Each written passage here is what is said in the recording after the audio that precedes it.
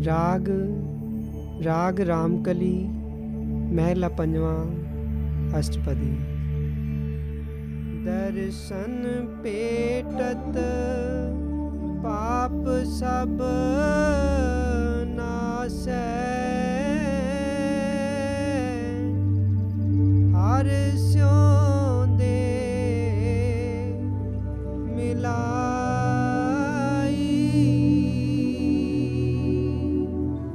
सत्संग के ये वचन हजूर महाराज जी द्वारा फरमाए गए सत्संग के हिंदी अनुवाद पर आधारित हैं। ये 5वीं पातशाही श्री गुरु अर्जन देव जी महाराज की वाणी है। आप गुरु नानक साहब के घर के उपदेश को हर पहलू से बड़ी अच्छी तरह खोलकर समझा रहे हैं। आप फरमाते हैं कि ये हमारे पाप हैं, हमारे कर्म हैं, अच्छे हैं या बुरे हैं, जिनके कारण हम दुनिया के सब जीव इस 84 के जेल खाने में कैद हैं। जब तक इन कर्मों का हिसाब किताब खत्म नहीं होता, हमारी आत्मा निर्मल नहीं हो सकती, पवित्र नहीं हो सकती, ये मालिक से मिलने के काबिल नहीं हो सकती। गुरु साहब ने इस दुनिया को कर्मा संदड़ा खेत कहकर याद किया है। ज़मीन में जो भी हम बीज बोते हैं, उसी फसल को काटने के लिए हमें जाना पड़ता है। अगर कोई मिर्च का बीज डालता है, वह मिर्च की फसल इकट्ठी करने जाता है। अगर कोई आम का पौधा लगाता है, वह आम के फल खाने का हकदार हो जाता है।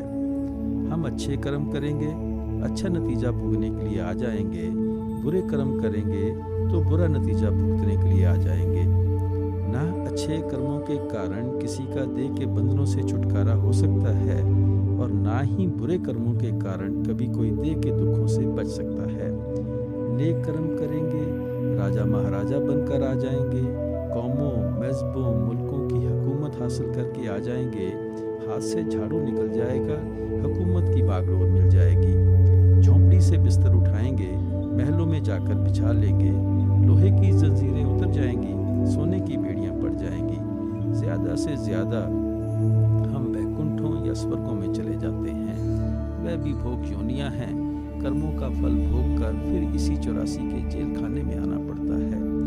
अगर हम बुरे कर्म करते हैं, फिर तो हमारे लिए नर्क और 84 तैयार ही रहती है। इसलिए गुरु साहब फरमाते हैं कि ये हमारे पाप हैं, कर्म हैं, जिनके कारण हमें बार बार इस 84 के जेल खाने में आना पड़ता है। हमारे कर्म 3 प्रकार के हैं: प्रारब्ध, क्रियमान और संचित। प्रारब्ध कर्म वे हैं जिनके कारण हमें इंसान का जामा मिला है, जिन्हें हम देह में बैठकर भोग रहे हैं। क्रियमान कर्म वे हैं जो हम आगे के लिए यहाँ आकर बीज बो रहे हैं। संचित कर्म वे हैं जिन्हें हम जन्मों जन्मों से बिना भोगे इकट्ठे करते चले आ रहे हैं। जब तक सारे कर्मों का सिलसिला खत्म नहीं होगा, तब तक हमारी आत्मा निर्मल नहीं हो सकती, इसका मैल नहीं उतर सकता, ये परमात्मा से मिलने के काबिल नहीं हो सकती। यहाँ गुरु साहब फरमाते हैं कि कर्मों का सिलसिला खत्म करने का एक ही तरीका है: दर्शन पेटत पाप सब नासै। आप अगर सतगुरु के दर्शन करके अपने आप को दर्शनों की भेंट कर दो, तो आपके कर्मों का सारा सिलसिला हमेशा के लिए खत्म हो जाएगा। दर्शन से आपका मतलब सतगुरु को देखना नहीं है। भेंट से आपका मतलब है कि अपने आप को बिना शर्त सतगुरु के सुपुर्द कर देना है। दर्शन दर्शन में फ़र्क है। आप सतगुरु को देखना दर्शन नहीं कहते। दर्शन के पीछे सच्चा इश्क, सच्चा प्रेम होना चाहिए। दर्शन के पीछे विरह और तड़प होनी चाहिए। ऐसे दर्शन में सिर्फ सतगुरु ही सतगुरु नजर आते हैं, और दुनिया का कोई जीव, कोई पदार्थ नजर नहीं आता। गुरु अर्जन देव जी फरमाते हैं, गुरु गुरु गुरु कर्मन और गुरु बिना मैं नाही होर। मुझे सतगुरु के सिवाय दुनिया में कोई चीज़ नजर नहीं आती। भेंट में केवल 2 चीज़ें ज़रूरी हैं। एक तो जो चीज़ हम भेंट करते हैं, वह चीज़ हमारी होनी चाहिए, हमारा उस पर अधिकार होना चाहिए। दूसरा, जब हम वह चीज़ भेंट कर देते हैं, तो हमारा उस पर कोई अधिकार नहीं रहता। जिसको भेंट कर देते हैं, वह उसकी हो जाती है। आप फरमाते हैं कि जब तक ये मन हमारा अपना ही नहीं बना, हम इसे किसी की भेंट किस तरह कर सकेंगे। पहले मन को अपना बना लें, फिर ही ये सतगुरु को भेंट करने के काबिल बनेगा। ये तो बेटे बेटियों, कौमों, मजहबों, मुल्कों का बना हुआ है, शराबों कबाबों की लज्जतों का बना हुआ है, इंद्रियों के भोगों का गुलाम है। जब तक ये मन हमारा अपना नहीं बनता, तब तक हम इसको सतगुरु को भेंट किस तरह कर सकते हैं? जब भेंट कर देते हैं, फिर ये हमारा नहीं रहता, ये सतगुरु का हो जाता है। फिर सतगुरु जाने और ये जाने। गुरु नानक साहब ने कहा था, मन जीते जग जीत। सबसे पहले मन को जीतो। अगर मन को जीत लोगे तो सारी दुनिया के बनाने वाले को जीत लोगे। आप दुनिया में नजर दौड़ाकर देखें, ये अपना मन ही तो है जिसके अधीन होकर भाई भाई का दुश्मन है, कौम कौम की दुश्मन है, मजहब मजहब का दुश्मन है, मुल्क मुल्क का दुश्मन है। किस तरह लोग एक दूसरे के खून के प्यासे बने बैठे हैं। रोज अखबार पढ़कर, टीवी देखकर शर्म आती है। ये जो कुछ भी हमें उंगलियों पर नचा रहा है, ये हमारा मन नचा रहा है।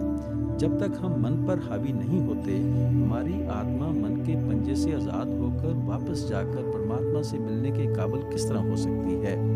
इसलिए स्वामी जी महाराज कहते हैं, जिन्होंने मार मन डाला उन्हीं को सूरमा कहना। दुनिया में बड़े बड़े सूरमा और बहादुर हुए हैं। इतिहास उनकी बहादुरी के कारनामों से भरा पड़ा है।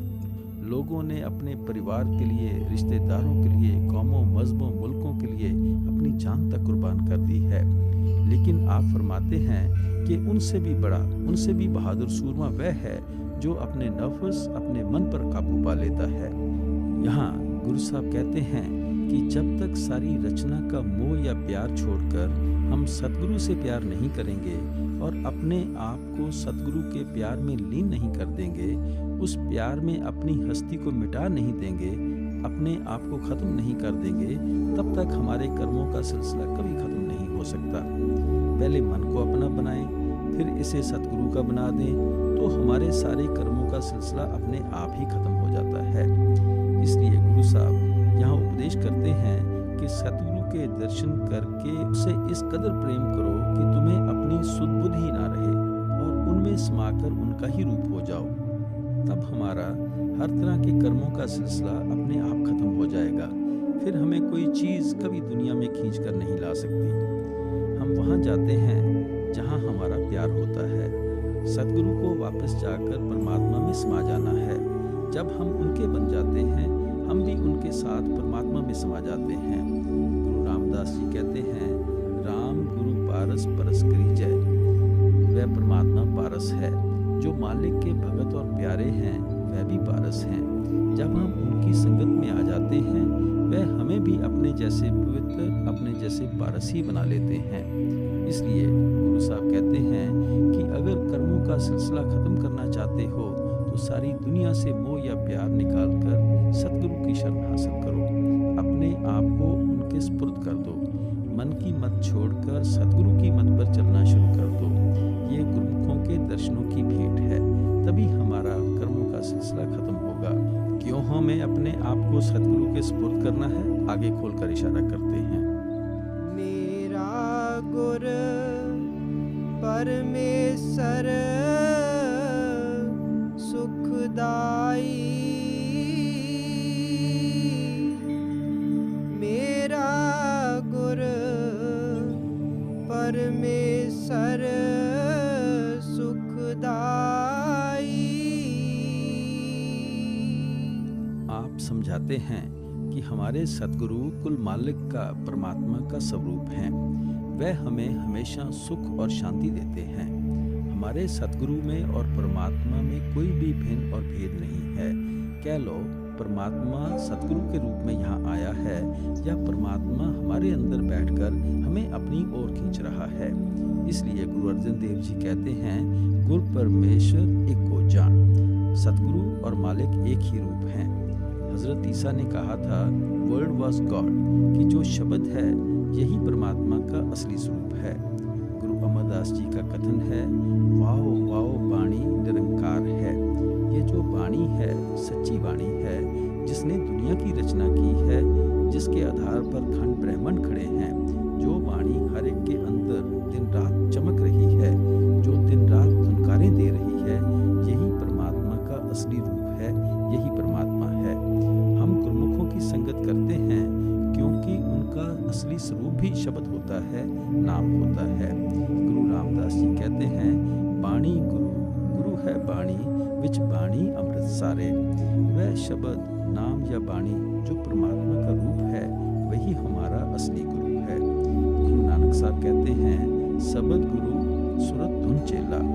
वह शब्द सच्चा गुरु है और आत्मा उसकी सेवक है। गुरुमुख उस शब्द, नाम, वाणी या परमात्मा रूपी समुद्र से ही आते हैं और उस शब्द, नाम, वाणी या परमात्मा का ही प्रचार करते हैं। लहर कितनी भी ऊंची क्यों ना हो, समुद्र का ही हिस्सा रहती है, समुद्र से अलग कभी नहीं की जा सकती। इसी तरह गुरुमुख दुनिया में आकर भी शब्द, नाम या परमात्मा से अलग नहीं होते। पार ब्रह्म का नाम दृढ़ाए, अंते होए सखाई।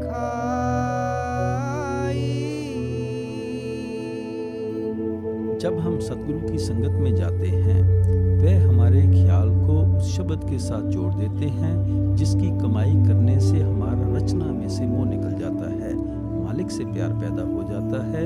उस शब्द या नाम के जरिए हम वापस जाकर परमात्मा से मिल जाते हैं और हमेशा के लिए सुख और शांति हासिल कर लेते हैं। जिस नाम की यहाँ गुरु साहब महिमा करते हैं, मैं हमेशा अर्ज करता हूँ, वह हमारे लफ्ज़ नहीं है, वह ताकत है जिसने दुनिया की रचना की है, जिसके आधार पर खंड ब्रह्मांड खड़े हैं। गुरु अमरदास जी ने कहा था, नामे ही ते सब किछ हुआ, बिन सतगुर नाम न जापे। जिस नाम की गुरु घर ने महिमा की है, आप कहते हैं कि उस नाम ने तो सारी दुनिया की रचना की है, उस नाम के आधार पर तो खंड ब्रह्मांड खड़े हैं। गुरु अर्जन देव जी फरमाते हैं, खोजत खोजत खोजिया नामे बिन कूर। हम खोज खोज कर इस नतीजे पर पहुंचे हैं कि उस नाम के बिना जो भी हम इस रचना में देख रहे हैं, सुन रहे हैं, सबको नाश हो जाना है, सबको फना हो जाना है। गुरु घर के मुताबिक हमें उस नाम की खोज है जिसे कभी नाश नहीं होना, कभी फना नहीं होना, जिसने दुनिया की रचना की है, जिसके आधार पर खंड ब्रह्मांड खड़े हैं। ये जो हमारे लफ्ज़ हैं, कोई अल्लाह कहता है, कोई वाहिगुरु कहता है, कोई राधा स्वामी कहता है, कोई रहीम करीम कहता है, ये तो अपने अपने प्यार में आकर हमने उस परमात्मा के नाम रखे हुए हैं। जिस तरह माता प्यार में आकर बच्चे को कई लफ्ज़ों से याद करती है, लेकिन माता का जो बच्चे से रिश्ता है वह कोई लफ्ज़ों का रिश्ता नहीं होता, वह तो प्यार का रिश्ता है, प्रेम का रिश्ता है। ये लफ्ज़ तो माँ के प्यार को जाहिर करते हैं। माँ किसी भी लफ्ज़ से बच्चे को याद कर सकती है। इसी तरह इन लफ्ज़ों के ज़रिए मालिक के भक्तों और प्यारों ने मालिक को याद किया है। हज़ारों अनेकों महात्मा आए हैं, हज़ारों अनेकों लफ्ज़ों से मालिक के भक्तों और प्यारों ने मालिक को याद किया है। अभी हज़ारों अनेकों संतों ने आना है, हज़ारों अनेकों नामों से मालिक को याद करना है। हम मालिक के पिछले नाम भूलते जा रहे हैं और प्यार में आकर आगे नए नाम रखते जा रहे हैं। ये नाम हमारे मीन्स हैं, वह सच्चा नाम हमारा एंड और ऑब्जेक्ट है। वह नाम या शब्द रूपी अमृत हर एक के अंदर आंखों के पीछे बरसता है। गुरु अमरदास जी कहते हैं, नावदार ठाक के तावत रहाए, दसवें निज कर वासा पाए। ओथे अनहद शब्द वजह दिन राती, गुरमती शब्द सुनावणिया। जब हम 9 द्वारों में से ख्याल को निकालकर आंखों के पीछे इकट्ठा करेंगे, हम अपने घर के दरवाजे पर पहुंच जाएंगे। उस घर के दरवाजे की ये निशानी है कि उस नुक्ते पर हर एक के अंदर अनहद शब्द दुनकारे दे रहा है। गुरु साहब कहते हैं, वह दिन को भी तुम्हारे अंदर बजता है, रात को भी तुम्हारे अंदर बजता है। हम रात को सो जाते हैं, वह शब्द फिर भी हमारे अंदर दुनकारे देता रहता है। उस शब्द का प्रकाश तभी हमारे अंदर कायम रहता है। लेकिन जब तक गुरुमुखों की मत पर नहीं चलते, ना उस धुनकार धुन का, उस निर्मल नाद का पता चलता है, ना उस प्रकाश का पता चलता है। गुरु अमरदास जी कहते हैं, बिन शब्दे अंतर अनहेरा, न वस्त्र है न चूके फेरा। उस नाम की कमाई के बिना ना तुम कभी अज्ञानता के अंधेरे में से निकल सकते हो, ना कभी तुमको परमात्मा मिल सकता है, और ना ही कभी तुम्हारा देह के बंधनों से छुटकारा हो सकता है। जो कुछ जी से मिलना है, जिसको गुरु घर ने सच्चा शब्द कहकर याद किया है, सच्चा नाम कहकर याद किया है। इसलिए यहाँ गुरु साहब कहते हैं कि जब हम सतगुरु की संगत और सोबत में जाते हैं, वह हमें उस शब्द या नाम के बारे में समझाते हैं, उस नाम की कमाई करने का तरीका बताते हैं, जिस नाम की लज़्ज़त हासिल करके हम हमेशा के लिए सुखी हो जाते हैं, हमारा हमेशा के लिए देह के बंधनों से छुटकारा हो जाता है। गुरु नानक देव जी कहते हैं, शब्द मरे सो मर रहे, फिर मरे न दूजी बार। जो शब्द के अंदर मर जाते हैं, जज़ब या लीन हो जाते हैं, अपनी हस्ती को उसमें मिटा देते हैं, वे हमेशा के लिए मर जाते हैं। उनको बार बार मरण जन्म के दुखों में नहीं आना पड़ता। इसलिए गुरु घर उस शब्द की महिमा करता है, उस नाम की महिमा करता है। सगल दुख का डेरा पन्ना, संत तूर मुख लाई। गुरु साहब कहते हैं कि जब शब्द या नाम की कमाई करके हमारी रूह ऊपर खंडों ब्रह्मांडों पर जाती है, हम सतगुरु के नूरी स्वरूप के दर्शन करते हैं। जब उनके नूर को अपने मुख पर लगाते हैं, माथे पर लगाते हैं, तो हमारे सब कर्मों का सिलसिला हमेशा के लिए खत्म हो जाता है। आप जिस धूल का जिक्र करते हैं, वह संतों के चरणों की बाहरी धूल नहीं है, वह उस नूरी स्वरूप का प्रकाश है जिसे हमें माथे पर मलना है, जिसको देखकर ही हमारे कर्मों का सिलसिला खत्म होगा। ये नूरी स्वरूप हमें मन और माया के दायरे से पार जाकर 10वें द्वार में मिलेगा। गुरु साहब कहते हैं कि वहां जाकर हमारे जन्मों जन्मों के कर्मों का भंडार ही खत्म हो जाता है। गुरु रामदास जी कहते हैं, सतगुर पुरख अमृतसर वडभागी नावे आए, उन जन्म जन्म की मैल उतरे निर्मल नाम दड़ाए। सतगुरु पुरुष की संगत और सोबत में आना ही अमृत के सरोवर में स्नान करना है। ये वह सरोवर है जहाँ कोआ जाता है, स्नान करके हंस बनकर निकल आता है। हम मनमुख लोग पापों के भरे हुए जाते हैं, निर्मल होकर गुरमुख बनकर आ जाते हैं। आप फरमाते हैं, वडभागी नावे आए, कोई भाग्यशाली जीव है जो इस सरोवर में नहाते हैं। बाकी दुनिया के जीव बाहर के सरोवरों की तरफ दौड़ते फिरते हैं। उस सरोवर में स्नान करने का उनको क्या फायदा होता है? वहां जाकर जब वे नाम की कमाई करते हैं, शब्द की कमाई करते हैं, उन जन्म जन्म की मैल उतरे निर्मल नाम दड़ाए। गुरु साहब कहते हैं कि उनका जन्म जन्म का मैल उतर जाता है, उनकी आत्मा निर्मल हो जाती है, पवित्र हो जाती है।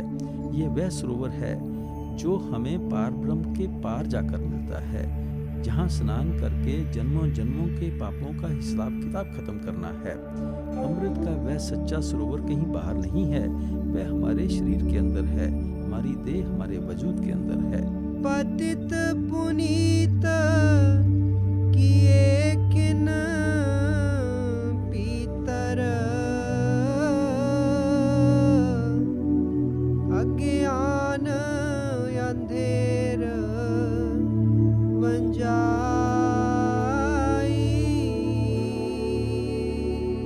आप फरमाते हैं कि बड़े बड़े पापी महापापी महात्मा की संगत में, महात्मा के सत्संग में आकर पवित्र हो जाते हैं, मालिक से मिलने के काबिल बन जाते हैं। उनके अंदर से अज्ञानता का अंधेरा दूर हो जाता है, मालिक के नूर का प्रकाश हो जाता है। आप गुरु साहिबान का किसी संत महात्मा का हाल पढ़कर देख लें, कैसे कैसे लोग उनके दरबार में आकर संत महात्मा बन गए। आपका मतलब है कि अपने कर्मों को देखकर घबराना नहीं चाहिए, उनकी संगत और सोबत में जाकर शब्द या नाम की कमाई करनी चाहिए। गुरु रामदास जी कहते हैं, आन आन समदा भव कीनी, पल बै संतर भस्म करी जय, महा उगर पाप साकत नर कीने, मिल साधु लोकी दीजय। आप बड़ी सुंदर मिसाल देते हैं कि हम लकड़ियां लाकर कितना भी ढेर इकट्ठा क्यों ना कर लें, अगर एक आग की चिंगारी लाकर उस ढेर में डाल दें तो सब लकड़ियों का ढेर जलकर राख हो जाता है। इसी तरह हम साकत पुरुषों के कितने भी बुरे खोटे पाप और कर्म क्यों ना हों, अगर साधु संतों महात्माओं की संगत और सोबत में जाकर शब्द या नाम की कमाई करते हैं तो इन सब कर्मों का सिलसिला खत्म हो जाता है। गुरु अमरदास जी कहते हैं, पवित्र पावन से जन साचे एक शब्द लिवलाई। जो लोग सारी दुनिया में से मोह या प्यार निकालकर अपने ख्याल को एक शब्द से जोड़ लेते हैं, वह खुद तो पवित्र हो ही जाते हैं। जब हम खुशकिस्मती से उनकी संगत और सोबत में चले जाते हैं तो वह हमें भी शब्द के साथ जोड़कर अपने जैसा पवित्र बना लेते हैं। आप समझाते हैं, मुक्ते सेवे मुक्ता होवे, हमें ममता सब देखोवे। जो लोग शब्द या नाम की कमाई करके अपने अंदर से हमें और ममता को खो देते हैं, जब हम उनकी संगत में जाते हैं वह हमारे अंदर भी उसी शब्द या नाम की कमाई करने का शौक और प्यार पैदा कर देते हैं और हमारे ख्याल को भी अंदर शब्द या नाम के साथ जोड़कर हमारे अंदर से हमें और ममता खत्म करके हमें भी अपने जैसा मुकुट बना लेते हैं। गुरु साहब कहते हैं कि हम कितने भी पापी क्यों ना हो, गुरुमुखों की संगत में जाकर शब्द की कमाई करने से हमारी आत्मा निर्मल हो जाती है, पवित्र हो जाती है। आप देखें, छुरी पर कितना भी जंग क्यों ना चढ़ा हो, आप सान पर रगड़ना शुरू कर दें, आहिस्ता आहिस्ता सारा जंग उतर जाएगा, नीचे साफ सुथरी छुरी निकल आएगी। हजूर महाराज जी फरमाया करते थे कि धोबियों के पास तेलियों का गंदगी से भरा हुआ कपड़ा क्यों ना चला जाए, वह किसी कपड़े को धोने के लिए मना नहीं करते। धोबी को पता है, एक भट्ठी चढ़ेगा, 2 भट्ठी चढ़ेगा, 3 भट्ठी चढ़ेगा, आखिर वह कपड़े में से सफेदी निकाल ही लेगा। इसी तरह संतों महात्माओं के दरबार में जाकर अगर हम उनके सत्संग में लगे रहेंगे, हमें हौसला हो जाता है कि हम पर कभी न कभी दया मेहर बख्शिश हो जाएगी। जो सत्संग में जाकर नाम की कमाई करते हैं वह तो सोने पे सुहागा है, उनकी महिमा तो बयान ही नहीं की जा सकती। जो नाम की कमाई नहीं भी करते वह बुरे खोटे पापों से तो बचे ही रहते हैं और कर्मों के बोझ को बढ़ाकर तो साथ नहीं ले जाएंगे। अगर एक पत्थर पानी में पड़ा रहता है, अगर वह घुलेगा नहीं तो सूरज की तपश और गर्मी से तो बचा रहता है। अगर कोई अंधा फूलों के बाग में जाकर फूलों की खूबसूरती नहीं देख सकता तो भी फूलों की खुशबू तो वह ले ही आएगा। सत्संग में नाम की, मालिक की भक्ति या प्यार की खुशबू तो हम ले ही आते हैं। इसलिए गुरु साहब प्यार के साथ कहते हैं कि जब भी हम सतगुरु की संगत और सोबत में जाते हैं तो कितना भी हमारा पापों का हिसाब किताब क्यों ना हो, वह खत्म हो जाता है। हम पवित्र होकर मालिक के साथ मिलने के काबिल बन जाते हैं। करण कारण समर्थ स्वामी, नानक तिस सरनाई।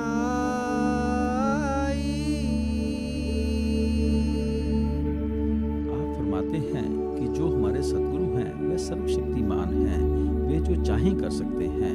आप हमारी ओर से मालिक के आगे अरदास करते हैं कि ऐ परमात्मा, हमें ऐसे सतगुरु की शरण दे, हमें ऐसे सतगुरु की संगत और सोबत दे ताकि हम भी उनकी शरण में जाकर शब्द की कमाई कर सकें, नाम की कमाई कर सकें।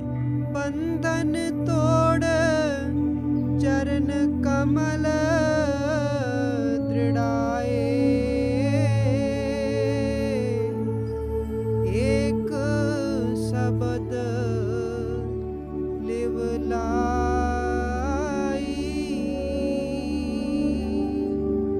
ऐसे समर्थ सतगुरु की संगत में जाकर हमारे सब बंधन टूट जाते हैं। किस तरह टूट जाते हैं? एक शब्द की कमाई करने से, एक नाम की कमाई करने से हमारे कई तरह के बंधन हैं।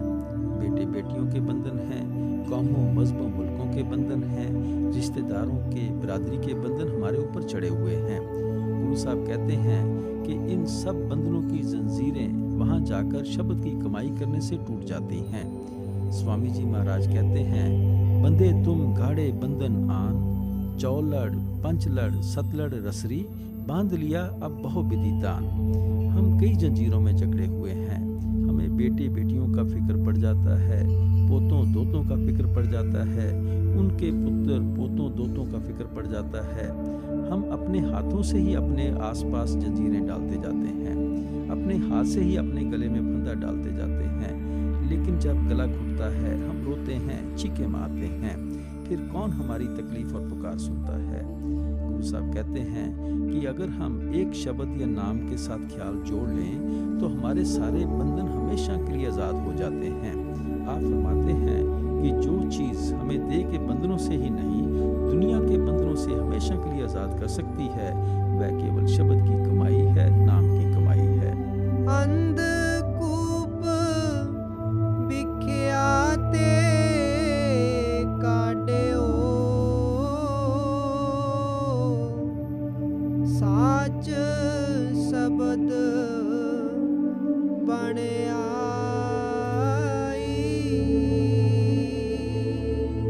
हम दुनिया के जीव जहर के बड़े गहरे कुएं में डूबे हुए हैं। हम काम क्रोध के जहर में फंसे हुए हैं, विषय विकारों शराबों ख्वाबों के जहर में फंसे हुए हैं। गुरु नानक साहब कहते हैं, हौमे बिख पाए जगत उपाया, शब्द वसे बिख जाए। हम हौमे के जहर के कारण ही रचना में फंसे हुए हैं, लेकिन जब हमारे अंदर शब्द बस जाता है, ये हौमे का जहर हमारे अंदर से निकल जाता है। आप यहाँ समझाते हैं कि हम जहर के ऐसे कुएं में फंसे हुए हैं जिसमें से हमारा निकलना बहुत ही मुश्किल है। गुरुमुख हमें शब्द की डोरी से उस कुएं में से निकाल कर बाहर ले आते हैं। वह हमारे ख्याल को शब्द के साथ जोड़कर, नाम के साथ जोड़कर, काम क्रोध से भी छुड़ा लेते हैं, लोभ मोह अहंकार से भी छुड़ा लेते हैं।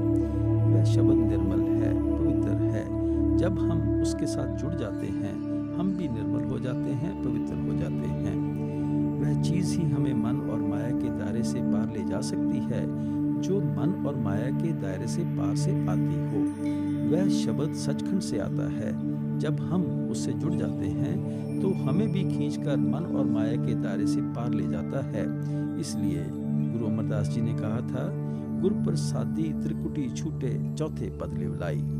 जब हम गुरुमुखों के बताए हुए उपदेश पर चलना शुरू कर देते हैं, हमारा त्रिकुटी से छुटकारा हो जाता है। हम काल के दायरे से बाहर निकल जाते हैं। हम चौथे पद यानी सचखंड अपने घर वापस पहुंच जाते हैं। इसलिए आप कहते हैं कि केवल शब्द या नाम की कमाई ही हमें इस जहर से भरे गहरे कुएं में से निकाल सकती है। जन्म मरण का सहसा चूका, बाहुड़ कतहु न ताई। हम सबको फिक्र लगा रहता है कि पता नहीं किस समय कौन सी जगह किसके हाथों मौत आ जाए। हमें चिंता है कि पता नहीं उस समय हमारी क्या हालत होगी। हमें डर लगा रहता है कि धर्मराज के यमदूत कैसे हैं, वह हमें क्या क्या दुख देंगे, कहाँ जाकर तड़पाएंगे। कोई कहता है कि आगे गर्म खंभों से लिपटाएंगे, कोई कहता है कि हमें और कई तरह के संताप देंगे।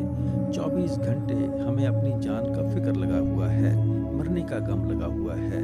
गुरु साहब प्यार से समझाते हैं कि अगर हम शब्द या नाम की कमाई करेंगे तो हमारे मन में से मरण जन्म का भय हमेशा के लिए निकल जाएगा। हजूर महाराज जी फरमाया करते थे कि अभ्यासी को मरने की इतनी खुशी होती है जितनी शायद उसको अपने विवाह की नहीं होती। वह हंसता हंसता अपने घर वापस चला जाता है। इसलिए आप फरमाते हैं, ये जो संशय या भय हम अपने अंदर से दूर करना चाहते हैं कि मरने के बाद हमारी क्या दुर्दशा होगी, कौन सी माँ की गोद में बैठकर खेलना पड़ेगा, किसको पिता कहना पड़ेगा, कौन से महलों में जाकर जन्म लेना पड़ेगा और कौन से मुल्क में जाकर भटकना पड़ेगा, ये सब कुछ ही खत्म हो जाएगा अगर हम चलते फिरते उठते बैठते मन को शब्द की कमाई में, नाम की कमाई में लगा कर रखेंगे। नाम रसायन एहो मन राता, अमृत पी तृप्ताई।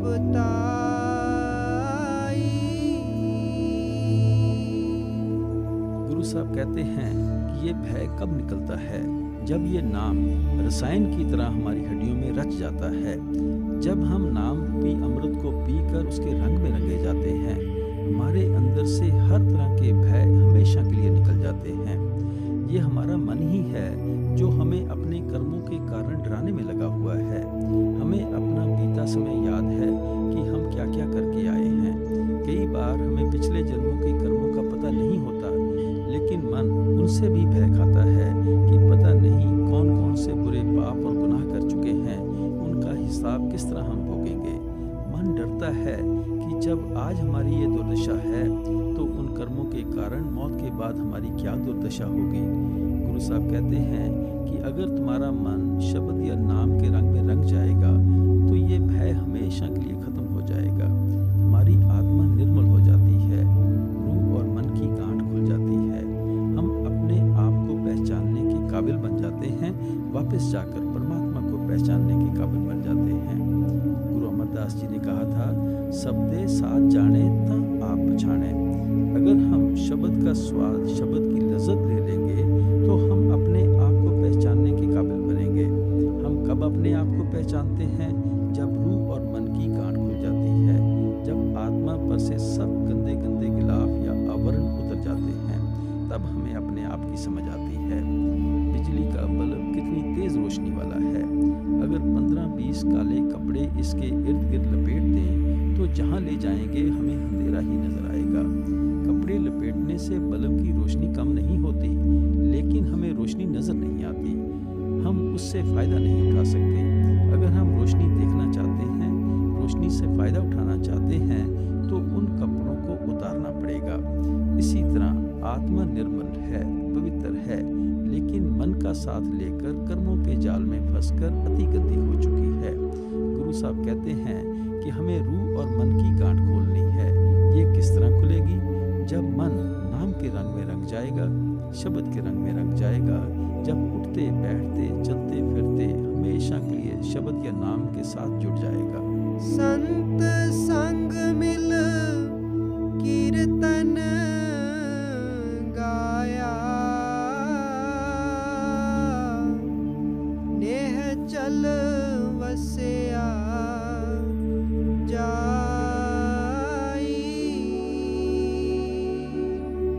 अब आप फरमाते हैं कि अगर हम संतों महात्माओं की संगत में जाकर शब्द के निर्माण कीर्तन को अपने अंदर सुनते हैं, उस अनहद शब्द के कीर्तन को गाते हैं, तो हम अपने निश्चल धाम वापस पहुंच जाते हैं। संतों महात्माओं के सत्संग में आकर ही उस निर्माण कीर्तन को सुनने का शौक पैदा होता है, उस कीर्तन को गाने का तरीका पता चलता है।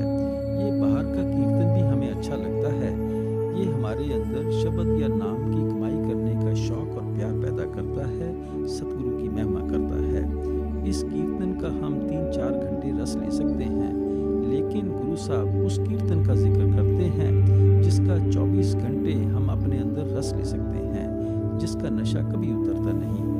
ये वह कीर्तन है जिसके बारे में गुरु अर्जन देव जी ने कहा था, अखंड कीर्तन तिन भोजन चूरा, कहो नानक जिस सतगुर पूरा। इस अखंड कीर्तन का अमर भोजन हमें गुरुमुखों की संगत में जाकर प्राप्त होता है। उस नाम के कीर्तन की खुमारी दिन रात चढ़ी रहती है। वह कीर्तन 24 घंटे हर एक के अंदर हो रहा है। वह चोरों के अंदर भी है, ठगों के अंदर भी है, साधु संतों महात्माओं के अंदर भी है। हमें उस कीर्तन को सुनना है, और उस कीर्तन को सुनने का जो शौक पैदा होता है, तरीका और साधन पता चलता है। आप फरमाते हैं कि वह गुरुमुखों के सत्संग में जाकर होता है। गुरुमुखों के सत्संग में आकर ही पता चलता है कि आत्मा और परमात्मा का रिश्ता क्या है। आत्मा और परमात्मा के बीच पर्दा किस चीज का है, रुकावट किस चीज की है, और उस रुकावट को, उस पर्दे को किस तरह से अंदर से दूर करना है। लेकिन गुरु साहब सत्संग उसे नहीं कहते जहाँ एक कौम दूसरी कौम को बुरा भला कहती है, एक मजहब दूसरे मजहब की निंदा करता है। गुरु नानक साहब के अनुसार महात्मा सत्संग के अंदर किसी की निंदा नहीं करते। ये तो बड़ी बुरी बात है कि अगर कोई हमारी अकल के अनुसार मालिक की भक्ति नहीं करता तो हम डंडे लेकर उसको डराना शुरू कर दें, गालियां देना शुरू कर दें। हमें उसको प्यार से समझाना है कि भाई इस रास्ते पर चलकर हमें ये फायदा हुआ है, तेरी अकल में आता है, तू भी इस रास्ते पर चलकर ये फायदा प्राप्त कर सकता है। गुरु नानक साहब कहते हैं, सत्संगत कैसी जानी है जिथे एक को नाम बखानी है। सत्संग वह जगह है जहाँ सिर्फ एक ही शब्द का प्रचार किया जाता है, एक ही नाम का प्रचार किया जाता है। महात्मा के सत्संग में स्वयं नाम के प्रचार के और राजाओं महाराजाओं की कथा कहानियां नहीं सुनाई जाती, कौमों मजहबों मुल्कों के झगड़े नहीं किए जाते। जब ऐसे सत्संग में जाकर हम शब्द की कमाई करते हैं, हम अपने नेचुरल स्थान पर वापस पहुंच जाते हैं। ये कौन सा नेचुरल स्थान है? ये सचखंड है, जो हमारा असली घर है, जहाँ परमात्मा रहता है, उसको नेचुरल कहते हैं, क्योंकि वहाँ जाकर हम मरण जन्म के दुखों से हमेशा के लिए बच जाते हैं। गुरु अर्जन देव जी कहते हैं, नेचल एक आप अविनाशी, सो नेचल जो तिसे त्याएं द्या। वह परमात्मा नेचल है, कभी मरण जन्म के दुखों में नहीं आता। जो उस मालिक को ध्याते हैं, उसकी भक्ति करते हैं, उस मालिक से प्यार करते हैं, वह भी नेचल हो जाते हैं, उनका भी मरण जन्म के दुखों से छुटकारा हो जाता है। इसलिए गुरु साहब इशारा करते हैं कि हमें उस सत्संग में जाकर शब्द या नाम की कमाई करके उस नेचुरल स्थान को प्राप्त करना है। पूरे गुर पूरी मत दीनी, हर बिन यान न पाई।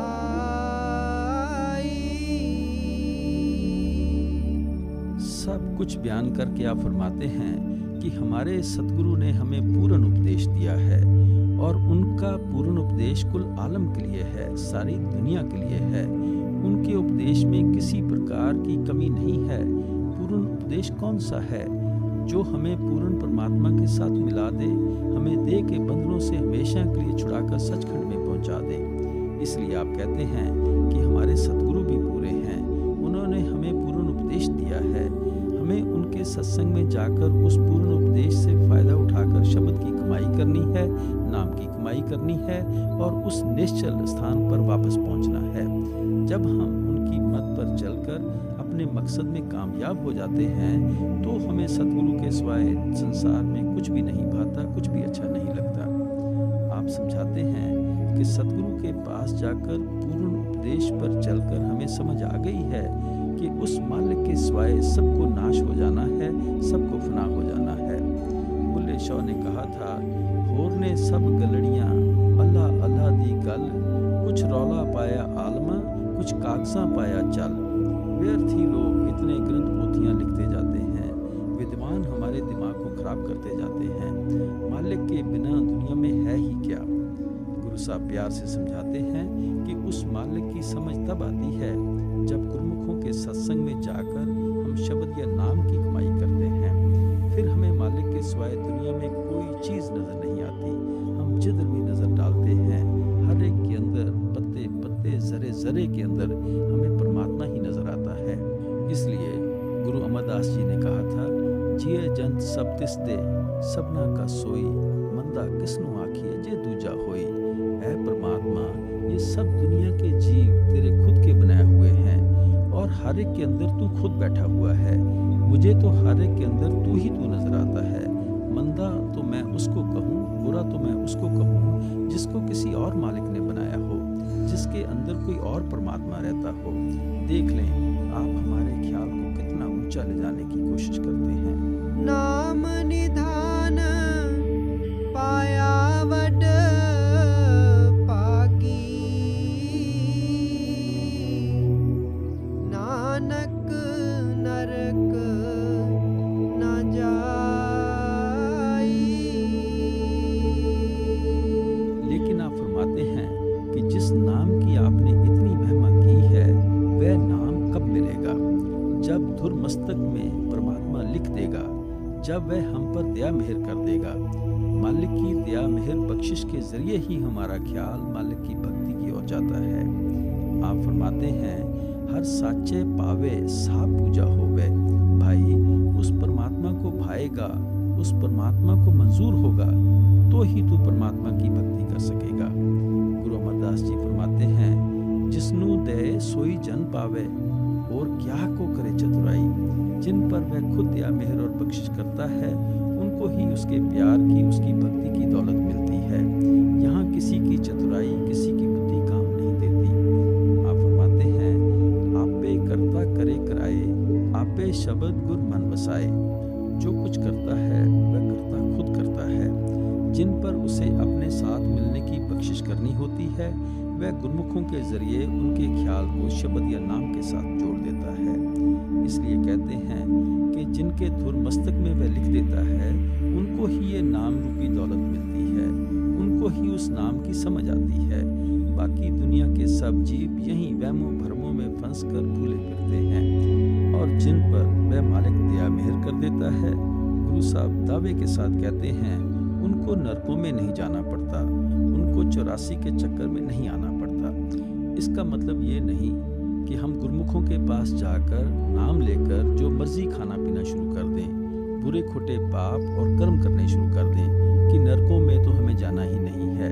आप देखें, अगर कोई जज या पुलिस वाला कानून तोड़ता है, जुर्म करता है, उसको दुगनी सजा मिलती है, क्योंकि उसको कानून की जानकारी थी। अगर हम जानते हुए भी ऐसे कर्म करेंगे तो हमें आगे से ज्यादा सख्ती के साथ कर्मों का हिसाब किताब भोगना पड़ेगा। बाप अपने बेटे को पुलिस के हवाले नहीं करता, लेकिन खुद तो अच्छी तरह उसकी खातिर कर ही देता है। इसी तरह सतगुरु सेवक को नरकों में नहीं भेजेंगे, लेकिन उसको कर्मों का हिसाब किताब तो जरूर भुगताएंगे। इसलिए सोच समझ कर चलना चाहिए।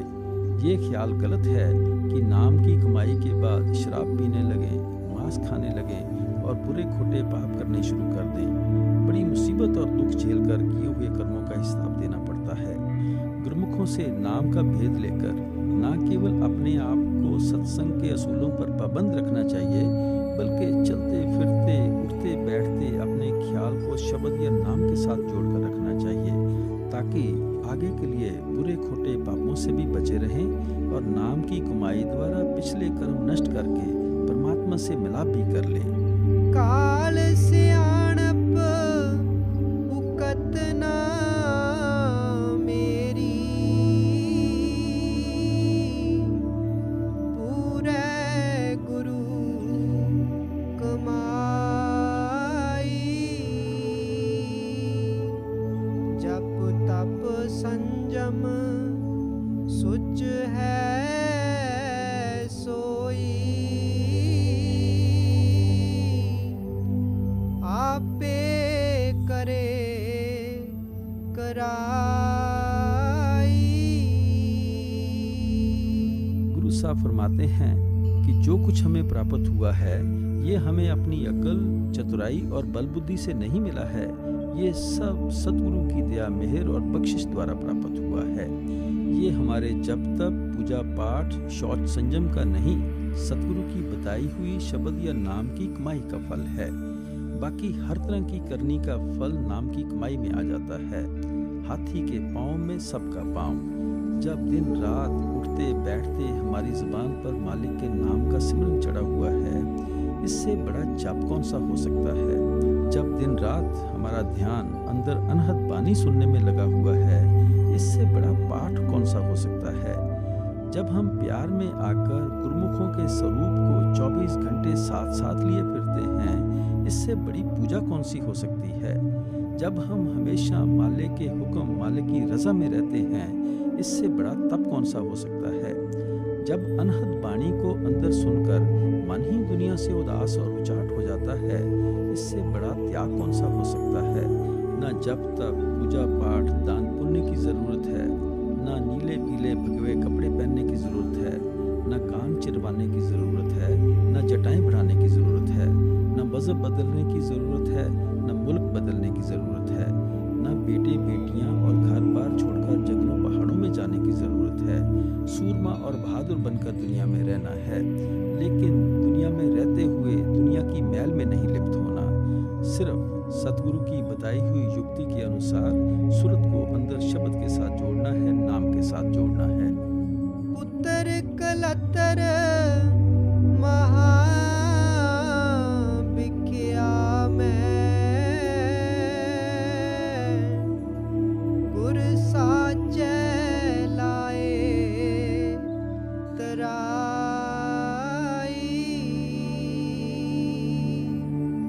अपने जीते आप संभाले,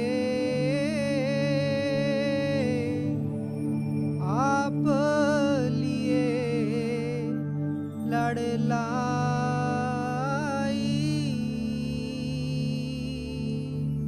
आप सतगुरु की महिमा करते हैं कि उन्होंने हमें संसार के बेटे बेटियों के मोह माया के जाल से, विषय विकारों के जहर से निकालकर हमारे ख्याल को शब्द से जोड़ दिया, हमारे ख्याल को भक्ति में लगा दिया, हमें अपने साथ मिला लिया। सतगुरु की संगत में आकर हमें रिश्तेदारों की असलियत का पता चल गया, संसार की असलियत का पता चल गया। हमारा झूठी दुनिया से झूठा मोह, झूठा प्यार निकल गया। हमारे अंदर सच्चे परमात्मा का सच्चा प्यार पैदा हो गया। हमने लेन देन का हिसाब खत्म कर लिया और वापस जाकर परमात्मा से मिलने के काबिल बन गए। ये सब परमात्मा की दया मेहर से हुआ है। जिस जीव को भी परमात्मा जहर भरे खतरनाक भवसागर से निकालता है, खुद दया मेहर करके सतगुरु के जरिए निकालता है। साच धर्म का बेड़ा बांधिया, पव जल पार पवाई,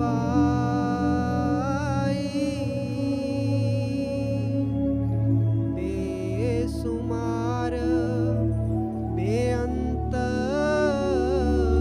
स्वामी, नानक बल बल जाई। आप फरमाते हैं कि दुनिया के सब जीव बुरी तरह काल के जाल में फंसकर संसार रूपी खतरनाक समुद्र में गोते खा रहे हैं। कोई भी जीव अपनी अकल, समझदारी और उपाय से इस संसार सागर को पार नहीं कर सकता। मालिक की दया मेहर के बिना हम कभी नाम रूपी जहाज में सवार नहीं हो सकते, जिसके मलाह गुरमुख हैं। आप फरमाते हैं कि वह मालिक अलग और अगम है, अनंत और अथाह है। वह बड़े से बड़ा है, हम छोटे से छोटे हैं। वह ऊंचे से ऊंचा है, हम नीचे से नीचे हैं। गुरु साहब कहते हैं कि हम बार बार उस मालिक पर बलिहार जाते हैं, अपने आप को उस पर न्यौछावर करते हैं, कुर्बान करते हैं, जिसने हमें गुरमुखों के जरिए शब्द या नाम से जोड़कर भव सागर से सदा के लिए पार कर दिया। अकाल मूरत अजूनी संभव, कल अंधकार दीपाई, अंतर्जामी जीवन का दाता, देखत त्रिपत अघाई।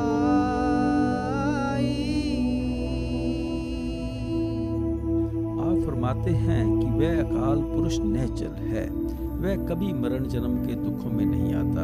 वह सर्वव्यापक है, सर्वज्ञाता है और शब्द या नाम के प्रकाश द्वारा कलयुग में अज्ञानता के अंधेरे को दूर करने वाला है।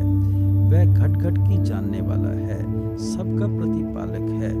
उसके दर्शनों से आत्मा को अपने आप सुख, शांति और संतोष की प्राप्ति होती है। सतगुरु उस परमात्मा का रूप है, इसलिए उनके दर्शनों से भी सच्ची शांति प्राप्त होती है। लेकिन कौन से दर्शनों से सच्ची शांति प्राप्त होती है, आप ऊपर खोल कर समझा कर आए हैं।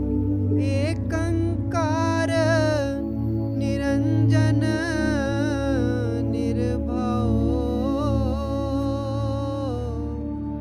सब जल थल रहया सुमाई,